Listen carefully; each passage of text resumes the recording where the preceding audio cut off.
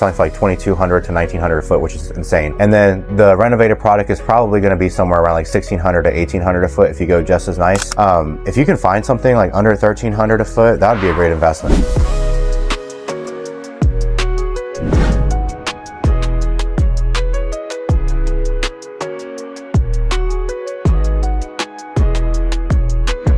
See, so some people do that. They kind of take on their tax benefit from their company and say, hey, you know, I've been making a lot of money, or these bonuses, I need to do some sort of tax depreciation. It's fine if I'm not making money on rental income. This is purely an equity play. I'm going to use this for my business, or even when we come down, but it's going to be more of a shorter period of time. But going back to the 7.5 and above price point, when I'm done with this property, Ricardo, I want to purchase something that's golf front or longer that I'm just not willing to sell. So you see, this price point is looking to upgrade into the everlasting, you're holding, I'm never going to sell, or they're looking to get out and just move into another investment, or just kind of get out of the market itself, right? And then we go into the entry points of 30A, which is really about like 3 million, as little as 500,000, but the reality is it's more like about 1 to 3 million if you want to have a house. Anything under $1 million, there are some houses here and there, but it's most likely going to be townhomes and condos, and they're only going to be like 1 or 2 bedrooms under 1,300 square feet or 1,500 square feet if they're in a good location, or they may be a little bit bigger. But you have to watch out for the HOA fees with the condos. You can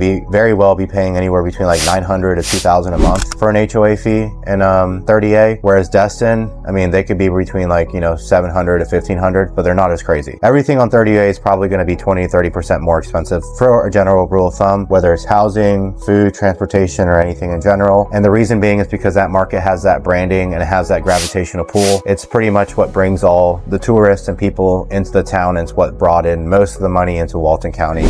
So that's kind of why that market is what it is. It's not just a place, it's a brand, and they've used that brand to kind of expand on this beach lifestyle. But going back to the $1 to $3 million price point, you'll notice that $1 to $3 million can change very quickly. And by that I mean is a home in Blue Mountain Beach at $1 million in watercolor, that same exact home can be $2.5 million. So when you're shopping at that price point, like, that's why I really need to know like what area of 30A are you shopping at. Because if you say like, hey Ricardo, I want to buy something $2 million in Blue Mountain Beach, like what kind of options do we have here and there, right? I can say, hey, if you're considering a condo, I really think you should buy at Bella Vita, the highest point of elevation in all of 30A. You have a beautiful courtyard. It's something that you've just never seen before. Like, if you haven't and you're looking at that price point, I just want you to tour that property so you can kind of get a perspective. I would put you there. If you want a condo, Adagio is right next to it. So it's a little bit less high end in my opinion, doesn't have the same offerings.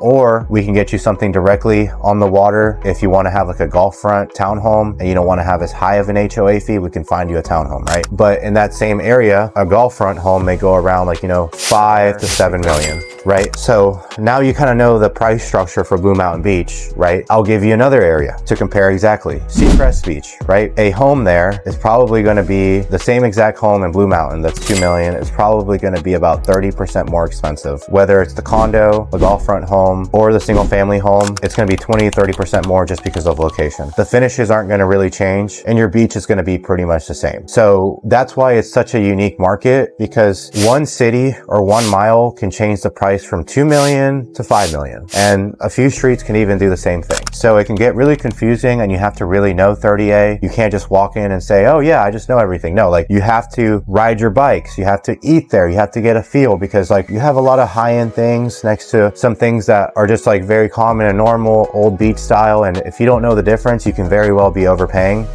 especially when it comes to homes. And not only that, in this market, if you know what you're doing, you could be very well be getting a very great deal, which is something that I love to connect with you about and see how we can help with your home buying and selling goals in the 30A region, because it's that niche and it's literally about inches there and details. And those details could be the difference between you making an additional 100, 500, or even $1 million more depending on your price point. My last market is going to be Panama City Beach, right? We've all heard about it, MTV, the crazy stuff. Is it as crazy? You know, everyone's gonna have a story here and there to tell, but the reality is that market is truly becoming more mature. And by more mature, I mean there's a lot of new developments coming, like Topgolf, you got Dolly Parton's, New World, you got Gulf Coast Jam. Now, sometimes the crowds, you can't really control that. There's going to be a lot more different crowds, and sometimes, you know, like anywhere in life, people can have a lot to drink and things can break out. But Panama City Beach is much bigger than Destin and also 30A. So like, that's like saying, oh yeah, compare, you know, Atlanta to Panama City Beach and see who has more crime. Obviously, Atlanta is a bigger city, so there's chances for more things to happen. So I'm just putting that into perspective as well. There's going to be a lot more chain restaurants, more things to do. It's going to be the most affordable place to go to out of Destin and 30A. Like, you can probably find a short-term rental there for $90 a night, right? You couldn't do that in the other markets. But again,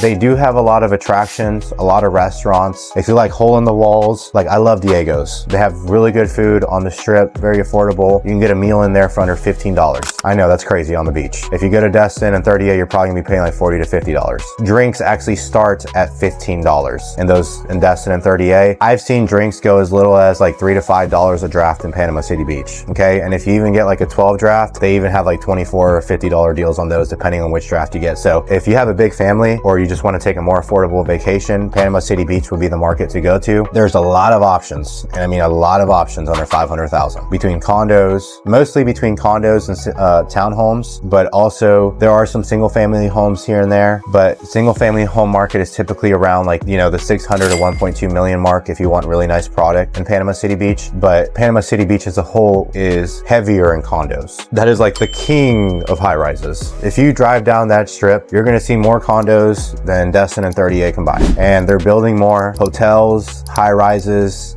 St. Joe Foundation, they just built one there in off Pier Park, and they're also building 6, 7 more. I mean, it's just expanding, and it's going to be a constant expansion. There's tons of land there, and I think construction is going to be going on there for at least another 5 to 10 years. And I think it's going to start to become more and more upscale, and it's going to maybe even offer different things in different communities. I'm even starting to notice like Laguna Beach or Carry-On Beach in Panama City Beach is the higher end portion. If you want a single family home there, you're probably going to spend around 800 to about 2.5 million. I know that's crazy, right? Panama City Beach. But yes, it's the most high end area of Panama City Beach as a whole. As you start to go into like Middle Beach, which is kind of like passing Pier Park, that area is a little bit older. It's more affordable. You can find a lot of options there between 250 to 500,000, whether it's single family homes, townhomes, whatever, you name it. It's a big short-term rental market there. A lot of investors, long-term rentals, short-term rentals, mid-term rentals. It's a big city, like I said. So you get military, you're going to get the relocation. You're also going to have the vacationers. You're also going to have snowbirds. It's just like a big concoction and a mix of things there that really attract a lot of people. And I would say it's definitely a little bit more historic in some of the areas. And then the last area of Panama City Beach is going to be Thomas Drive. It's the oldest and it's the most affordable in my opinion. It doesn't have as much going on as Middle Beach and Laguna Beach. So if you want to be in the development portion of Panama, you want to be in Laguna and Middle. Really, you want to be more in Laguna area itself. That area is going to be more rentals and appreciation, mix of both. Middle Beach is going to be more cash flow with some appreciation. And I think Thomas Drive, in my opinion, is going to be more of a cash flow play. It still has a long way to go. A lot of the areas and homes there are very old. They need to be torn down. There's a lot of land. And I really think they need to take the time to bring some new developments over there. So over a period of time, or maybe when the market gets crazy again and they have a lot of money, maybe they'll start dumping it. But the reality is most of the money in Panama City Beach is going around the Pier Park area, or it's being dumped into the airport for transportation year round to come visit our area. So that is the 3 markets that I've dived into. It was Destin, Florida, 30A, and Panama City Beach. I will say that Panama City Beach has become more of a short-term rental destination. Yes, there's a primary home market, but I don't think it's as big anymore. Most of the transactions now are coming from the primary market due to Tyndall Air Force Base. So if it's not really like military relocation or things happening on the beach, I feel like the primary market itself there has kind of just been a little bit stagnant. So that's just something to keep in consideration. If you're shopping on the primary home market there, you'll probably get a really good deal, lots of concessions, very negotiable. So Panama City Beach is going to be the most negotiable market in my opinion, but do not overlook Destin and 30A where we are in the market right now. I think there's deals out in general.